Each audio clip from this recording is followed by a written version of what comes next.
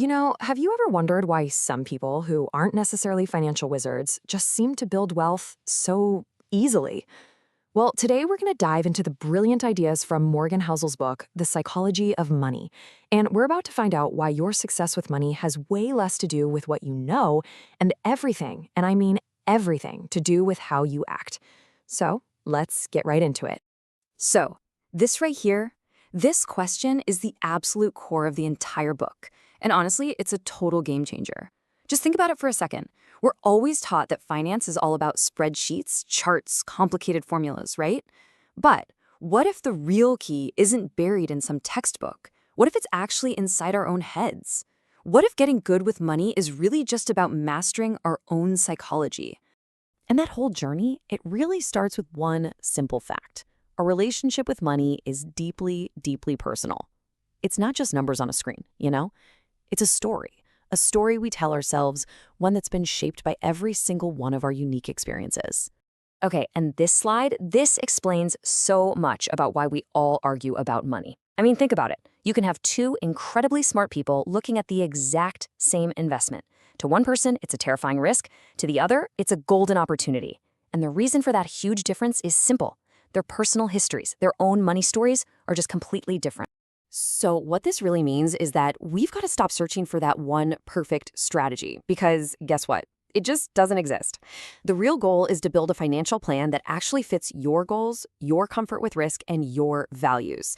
At the end of the day, it's all about finding an approach that lets you sleep soundly at night. And you know that personal story of ours? It also includes these two huge forces we just can't control: luck and risk. They're like two sides of the same coin. It's so easy to credit all our successes to our own genius, right? And then blame every failure on a bad decision. But the honest truth is, luck and risk are always part of the equation. Getting this helps us stay humble when things go our way, and have a little compassion for ourselves and for others when they don't. And that's exactly why our financial plan has to be built tough enough to survive a dose of bad luck.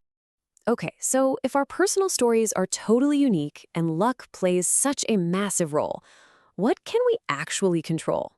It's a great question, right? Well, it turns out the single most powerful tool we have is, you guessed it, simply our own behavior. Look, you do not need a PhD in finance to win with money. You really don't. What you do need is the discipline to get a handle on your emotions.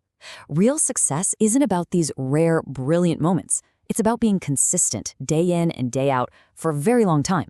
It's about staying calm when everyone else is freaking out. That right there is a true financial superpower. And here's the beautiful reason why that consistency is so ridiculously powerful: compounding. Now, compounding is kind of weird. It's not intuitive at all. For years, it feels like absolutely nothing is happening. You start small, you see some steady but kind of boring growth, then maybe some noticeable gains. But the real magic, that jaw-dropping, dramatic leap, that happens decades down the line. The hard part isn't doing the math, it's just having the patience to stick around long enough to actually witness it. This is such a simple but absolutely crucial point. Your main goal shouldn't be to chase the highest possible returns. Nope. It's to find pretty good, solid returns that you can stick with for the longest possible time. That's the secret. That's how you let the incredible magic of compounding do all the heavy lifting for you. All right, this brings us to a really important distinction. See, getting wealthy and staying wealthy, they are two completely different skills. Getting wealthy often requires taking on some risk, being optimistic, but staying wealthy, well, that requires something else entirely. And this is honestly one of my favorite concepts from the whole book. Being reasonable is way more important than being coldly rational. A financial plan might look rationally perfect on a spreadsheet, with the highest possible returns. But if it causes you so much stress that you panic and sell at the absolute worst moment, then it's a terrible plan for you. The reasonable plan, the one you can actually stick with without losing sleep, that's the one that's going to win in the long run, every single time. So, how do you actually build a reasonable plan that can survive all the curveballs life throws at you? Simple. You create a margin of safety. Just think of it like a financial cushion, a buffer against life's inevitable chaos. This means saving a bit more than you think you'll need. It means avoiding that soul-crushing, high-interest debt like the plague. And it means resisting that temptation to maximize every single dollar for returns. You're just building in some room for error, because trust me, errors are guaranteed to happen. Okay, so we've talked a lot about how to think about money, how to manage it, but let's take a step back and ask the big question. What's the point of all this anyway? What's the real bottom line? What's the actual goal we're all working towards? And the answer might surprise you. The ultimate goal isn't a bigger house or a flashier car. It's not about the stuff.